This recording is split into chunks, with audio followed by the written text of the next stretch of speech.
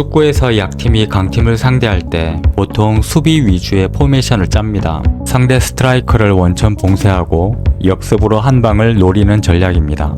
양팀 전력이 비등비등하다면 강대 강으로 맞불을 놓을 수도 있겠지만 그렇지 않다면 조금 전에 언급한 방법이 어쩌면 최선일 수 있습니다. 지기를 바라고 경기에 임하는 팀은 없습니다.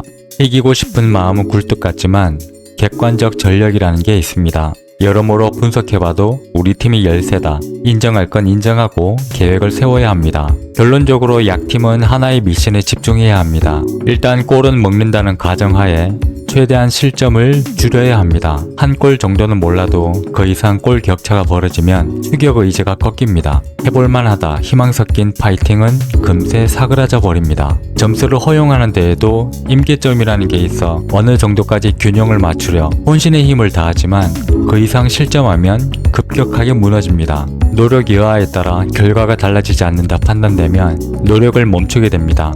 비단 축구뿐이겠습니까? 모든 스포츠, 더 나아가 인간의 의지가 필요한 모든 분야에 적용되는 현상입니다. 해외 선물 거래도 이와 비슷합니다. 손절의 필요성은 100만 번 강조해도 지나치지 않습니다. 맨날 잘하다가 죽 서서 개주는 경우가 비일비재합니다. 빨간 줄로 도배되어 있던 계좌가 파란색 지우개질 한 번으로 개판되는 겁니다.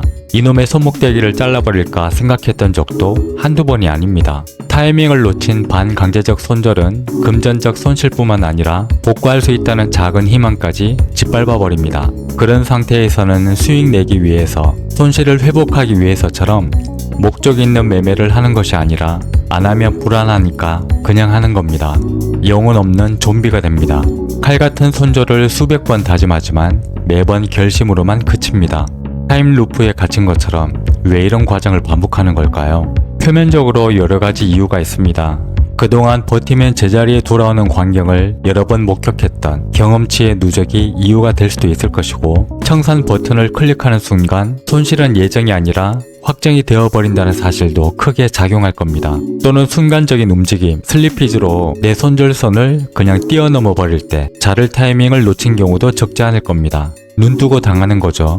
아마도 제일 큰 원인은 거래자의 내재된 심리 때문일 겁니다. 세상에 잃어도 되는 돈은 없습니다. 거래를 위해 준비한 자본금은 계좌에 찍힌 단순한 숫자가 아니라 그 사람의 육체의 일부입니다. 내 몸이 뜯겨져 나가는 고통은 상상을 초월합니다. 이성은 돈을 벌 수도 잃을 수도 있다는 걸 인정합니다. 하지만 감성은 잃을 수도 있다는 사실을 강하게 거부합니다. 절대 돈을 잃고 싶지 않다. 잃어서는 안 된다는 욕구와 절박함이 밑바닥에 깔려 있습니다. 너무 근본적인 본능이라 우리 마음대로 억누를 수가 없습니다. 남은 돈이라도 지키자는 이성은 본능과 감성에게 맨날 지기만 합니다. 빵꾸난 계좌의 원인을 차트 속에서 찾아내려 미친 듯이 파헤치지만 시장에 대한 책임 전가일 뿐입니다.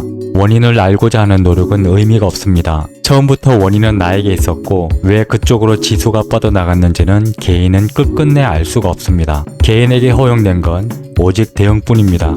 두어 번 골을 허용했다고 될 대로 되란 식으로 골문을 열어놔서는 안 됩니다. 개차반인 골키퍼라도 있어야 2골 줄 걸 1골만 줍니다.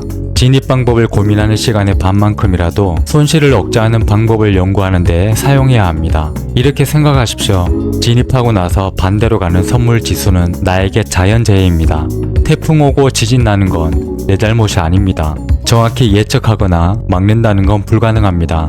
기둥뿌리가 뽑히게 생겼는데 재산 끌어안고 있다고 해서 지킬 수도 없습니다. 어차피 피해는 생기게 되어 있고 피해를 최소화시키는 게 최선입니다. 마찬가지 매매를 시작하면 어차피 손절해야 되는 상황은 벌어지게 되어 있고 손실을 최소화시키는 게 최선입니다. 절대로 감당할 수 있는 범위를 넘어서는 역주행을 허용해서는 안 됩니다. 손실의 임계점을 넘는 순간부터 계좌는 방치되고 내 인생도 방치됩니다. 내용에 공감하셨다면 구독과 좋아요 부탁드립니다.